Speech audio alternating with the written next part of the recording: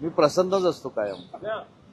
आज आपल्याला माहिती आहे की महाराष्ट्रामध्ये मराठीच्या संदर्भामध्ये ज्या काही घडामोडी सुरू आहेत त्या संदर्भामध्ये मला आज मराठी भाषेचा मंत्री म्हणून राजसाहेबांनी बोलवलं होतं आणि इथे येताना मी एकनाथ शिंदे साहेबांना सांगून त्यांची परवानगी घेऊन इथं आलो होतो।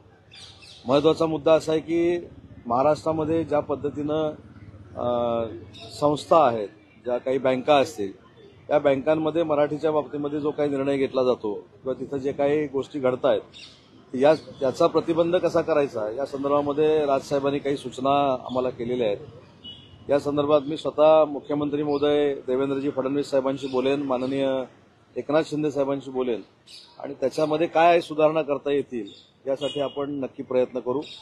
मुद्दा हाच होता की अनेक भाषा या महाराष्ट्रामध्ये बोलल्या जातात, अनेक राज्यातली लोक महाराष्ट्रामध्ये आलेली आहेत, त्यांचा आम्हाला देखील आदर आहे, त्यांना देखील आदर आहे, सगळ्या भाषांचा त्यांना आदर आहे।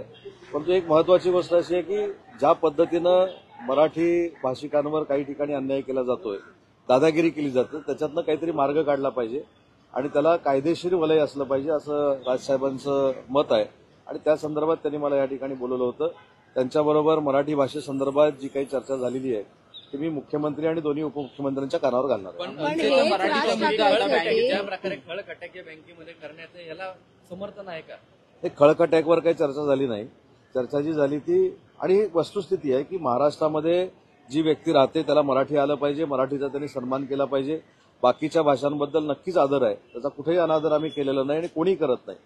जे बाकीचे लोक महाराष्ट्रामध्ये राहतात, परराज्यातील राहतात, त्याचा त्यांना देखील आपण सन्मान देतो, पण माझ्या भाषेचा सन्मान हा कायमस्वरूपी टिकला पाहिजे हीच भूमिका माननीय राजसाहेबांची आणि तीच भूमिका शासनाची। औद्योगिक क्षेत्रामध्ये मराठी भाषेचं धोरण आणू हे तुम्ही काल म्हणाला होता, त्या संदर्भात काही चर्चा झाली का? नाही, औद्योगिक क्षेत्रामध्ये मराठी भाषेचं धोरण आणू असं मी कुठेही स्टेटमेंट दिलेलं नाही। मी असं सांगितलं की औद्योगिक क्षेत्रामध्ये देखील मराठीचा वापर अतिशय चांगल्या पद्धतीनं झाला पाहिजे, कारण ज्यावेळी आता जपानीज कंपनी आहे, इंटरनॅशनल लेवलची कंपनी आता ऑरिकमध्ये काम करते, तर मी त्या जपानच्या माणसाला असं कसं सांगू शकतो की तू जी एफडीआय इथं आणलेली आहेस किंवा परकीय गुंतवणूक आणलेली आहेस ती मराठीचा सन्मान असला पाहिजे। माझा तर त्यांना देखील आग्रह राहील की त्यांनी मराठी शिकलं पाहिजे, पण अशा गोष्टीवर सक्ती करणं योग्य नाही। महाराष्ट्रामध्ये ज्या बँका आहेत ज्यांचा डायलॉग कायमस्वरूपी सर्वसामान्य मराठी माणसाशी होत असतो, ज्या काही संस्था आहेत ज्यांचा डायलॉग कायम सर्वसामान्य मराठी माणसाशी होत असतो, जे व्यवहार आहेत ते मराठीमध्ये झाले पाहिजेत ही आमची भूमिका आहे आणि याच्यासाठी मी पुढच्या 8 ते 10 दिवसामध्ये पोलीस विभाग आणि जिल्हाधिकारी महाराष्ट्रातले यांची एक बैठक देखील घेणार आहे, कारण मराठी भाषेच्या संवर्धनासाठी एक समिती गठीत केलेली आहे, त्याचे अध्यक्ष जिल्ह्याचे जिल्हाधिकारी आहेत आणि त्या समितीचे सदस्य हे पोलीस अधीक्षक आहेत। त्याच्यामुळे या सगळ्या समित्यांची बैठक घेऊन मराठीच्या बाबतीमध्ये जर कोण उलटं सुलटं करत असेल तर त्यांच्यावर काय कारवाई करायची ही भूमिका त्या बैठकीमध्ये आम्ही घेऊ। वारंवार तुम्ही राज ठाकरेंमारीचे प्रसंग झाले आणि त्यानंतर मुख्यमंत्र्यांनी काल प्रतिक्रिया दिली की कायदा हातात घेतला तर कायदेशीर देखील कारवाई केली जाईल अशा पद्धतीचा इशारा देखील दिला। शेवटी मला असं वाटतं की हा इशारा नाही, ही सूचना असू शकते की ज्यावेळी एखादा गुन्हेगार गुन्हा करतो किंवा अशा आंदोलनामधनं गुन्हे घडतात तर त्याच्यावर देखील कायद्यामध्ये तरतूद केलेली आहे की FIR दाखल करायची, त्या संदर्भात ते बोललेले आहेत। आणि आता आपण जे बोलले की वारंवार आम्ही भेटतोय, वारंवार भेटणं म्हणजे सोमवारी भेटणं, बुधवारी भेटणं, शुक्रवारी भेटणं, म्हणजे 15 दिवसातनं 5-6 वेळा भेटणं, याचा अर्थ वारंवार होतो। मी दुसऱ्यांदा भेटतोय आणि दुसऱ्यांदा भेटतानाही मागच्या वेळी देखील सांगितलं होतं की मराठी विश्व संमेलनाला एका साध्या निमंत्रणावर राजसाहेब उपस्थित होते, त्यांचे आभार मानायला मी आलो होतो आणि आज मराठी भाषेच्या संदर्भामध्ये ज्या अपेक्षा त्यांच्या आहेत, जे त्यांनी भाषणामध्ये व्यक्त केलेल्या होत्या, त्याची चर्चा करण्यासाठी मला त्यांनी बोलवलं होतं आणि मी त्यांच्याकडे आलो होतो। काही राजकीय बँकांमध्ये जाऊन जे कर्मचारी आहेत निवेदनं देत आहेत, बँकेतले कर्मचारी जे आहेत ते धास्तावलेले आहेत, त्यामुळे सुरक्षा पुरवावी अशा पद्धतीचं पत्र देखील मला आपल्या माध्यमातून एक सांगायचं आहे की घाबरण्याचं काहीच कारण नाही। शेवटी बँका देखील आपल्याला आवश्यक आहेत, ज्या परराज्यातल्या असतील, इव्हन परदेशातल्या काही बँका आहेत त्या देखील आपल्याला आवश्यक आहेत। मुद्दा आहे मराठी बोलण्याचा आणि मराठी भाषेवर अन्याय न करण्याचा, आणि मराठी भाषिक जर बोलत असेल तर त्याचं खच्चीकरण करणे हा जो काही ठिकाणी प्रकार घडला त्या संदर्भातले हे विषय आहेत। त्याच्यामुळे बँकांच्या अधिकाऱ्यांनी घाबरावं किंवा घाबरून काही काम करावं अशा मताचे आम्ही नाहीत। आम्ही चांगल्या गोष्टीमध्ये बँकांच्या सगळ्या अधिकाऱ्यांसोबत शासन म्हणून नक्की आहोत. कृषी मंत्री माणिकराव कोकाटे यांनी एक वक्तव्य केले. ते म्हणजे 5-10 वर्ष तुम्ही कर्जमाफीसाठी थांबता आणि कर्जमाफी मिळाल्यानंतर लग्न आणि साखरपुडे करता, अशा प्रकारचं वक्तव्य जे आहे ते कृषी मंत्र्यांनी केलं. कृषी मंत्र्यांनी नक्की काय वक्तव्य केलंय मी ऐकलेलं नाही, परंतु शेतकरी हा आमचा राज्य शासनाचा एक अविभाज्य घटक आहे. बळीराजाच्या जीवावर आपण सगळे 2 वेळचं जेवतो याची जाणीव आम्हाला सगळ्यांना असल्यामुळं शेतकऱ्यांचा सन्मान राखणं हे देखील महायुती सरकारचं कर्तव्य आहे. कुणाल कामरांना समज बजावण्यात आलाय. आज चौकशीसाठी उपस्थित होण्याचे आदेश देखील देण्यात आले. जाऊ दे, आता सकाळच्या वेळेला कामरा नको. आपण कामरा करून त्याला इतका पात्रतेपेक्षा जास्त मोठा केलाय. कामरावर जे काही कारवाई करायची ते पोलीस करतील. दीनानाथ मंगेशकर रुग्णालयाची जी चौकशी समिती नेमली होती त्याच्यावरती विजय वडेट्टीवार यांनी शंका उपस्थित केली. असा एखादा काही काम करायचं आणि चौकशी समिती नेमायची आणि त्यांनाच वाचवण्यासाठी सत्ताधारी पुढे येतात, अशा प्रकारचं नाही, सत्ताधारी कोणी पुढे आलेले नाहीत. उलट शिवसेनेच्या तिथल्या पदाधिकाऱ्यांनी दीनानाथ मंगेशकर हॉस्पिटलच्या विरोधात आंदोलन केले, तर त्यांनी पहिला अभ्यास केला पाहिजे.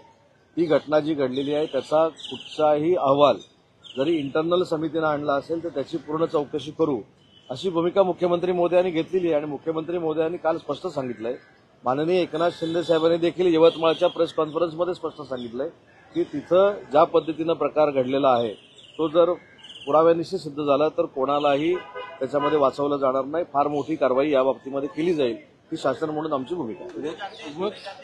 शिवसेनेमध्ये प्रवेश करताय. चंद्रकांत खैरे अस्वस्थ दिसत आहेत किंवा चंद्रकांत खैरे कांदे वाद पाहायला मिळतोय. चंद्रकांत खैरेंची काही बोलणं झालं? तर दोघांमधल्या वादामध्ये एखादा जर कोण अस्वस्थ असेल तर तो शिंदे साहेबांना भेटेल. तुम्ही काही संपर्क करता? म्हणजे तुम्ही एकाबद्दलच विचारलं मी. दोघांबद्दल कधी दोघंही असू शकतात अस्वस्थ. तर दोघांपैकी कोण अस्वस्थ आहे ते शिंदे साहेबांना भेटतील. तुमच्याशी काही चर्चा झाली? नाही, माझ्याशी चर्चा नाही. मी असं म्हटलं, मी प्रश्नाचं उत्तर देताना असं म्हटलं की एकच अस्वस्थ आहे असं होऊ शकत नाही, दोघंही कदाचित असू शकतात. आणि असे अनेक अस्वस्थ हे आजही शिंदेसाहेबांच्या संपर्कात आहे. आणि मी सांगितलेला माजी आमदारांचा आकडा हा 5 जणांचा पूर्ण झालाय, अजून 6 लोक वेटिंगमध्ये आहेत. त्याची देखील प्रक्रिया आणि प्रोसेस भविष्यामध्ये सुरू होईल. लोक विधेयकावरून ज्या पद्धतीने अरविंद सावंत यांनी हिरवं जॅकेट घातलं होतं त्यावेळेस श्रीकांत शिंदे यांनी टीका केली होती. परत टीका करत असताना त्याला उत्तर देताना आदित्य ठाकरे म्हणतात की 22 लोकांना मी उत्तर देत नाही, त्यांना आमच्यात महत्व नव्हतं आणि आताही श्रीकांत शिंदेना महत्व देत नाही. मला असं वाटतं की श्रीकांत शिंदेंचं सभागृहामध्ये झालेलं, लोकसभेच्या सभागृहामध्ये झालेलं भाषण यांनी बघितलेलं नसावं. 7-7, 8-8 टर्मचा खासदार ज्या पद्धतीनं सभागृहामध्ये भाषण करतो असं भाषण आमच्या डॉक्टर श्रीकांत शिंदेंनी केल्यामुळं काही लोकांना पोटसूळ उठलेलं आहे. कशा पद्धतीनं अभ्यासू भाषण तरुण खासदार करू शकतात हे श्रीकांत शिंदे साहेबांनी पूर्ण देशाला दाखवून दिलेलं आहे. आणि म्हणून मला असं वाटतं जे स्वतःकडनं झालं नाही ते जर दुसरा कोण करत असेल तर असा पोटसूळ उठतो.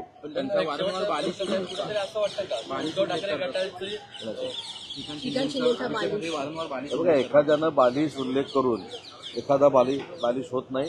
श्रीकांत शिंदे हे अतिशय परिपक्व राजकारणी आहेत.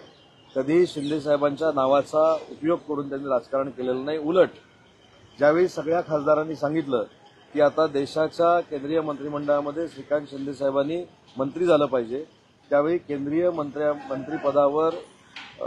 मंत्रिपदापासून बाजूला राहणारा आमचा युवा नेता आहे. त्याच्यामुळे मंत्रिपद येत असताना देखील कार्यकर्त्याला ते कसं द्यायचं, म्हणजे प्रतापराव जाधवांना ते कसं द्यायचं हे त्यांनी देशाला दाखवून दिलंय. त्याच्यामुळे मला असं वाटतं की अशी परिपक्वता कोणामध्ये येऊ शकत नाही. हा आदर्श अनेकांनी घेतला पाहिजे. स्वतःकडे सत्ता येत असताना, स्वतःकडे मंत्रिपद असताना ते मला नको, कार्यकर्त्याला आपण देऊया, हा आग्रह त्यांनी शिंदे साहेबांकडे केला. आणि देशातला एक परिपक्वतेचा एक वेगळा आदर्श श्रीकांत शिंदेंनी घालून दिलेला आहे. कुठेतरी असं वाटतं की लोकसभेमध्ये उद्धव ठाकरे गटाचे सर्व खासदार गोंधळलेले होते, गोंधळलेले आहेतच ते. त्याच्यामुळे गोंधळलेले होते हा म्हणण्यात काही अर्थ नाही. आणि त्यांची भूमिका स्वाभाविक आहे. शिवसेना ही वंदनीय हिंदुहृदय सम्राट बाळासाहेब ठाकरे साहेबांच्या विचारानं सुरू झाली. आणि आता त्यांच्या मनामध्ये देखील आहे की त्यांच्या विचारांचा वारसा फक्त आणि फक्त एकनाथ शिंदेसाहेब पुढे घेऊन जात आहेत. आणि ते या विधेयकाच्या निमित्तानं समोर आलं. Okay, thank you.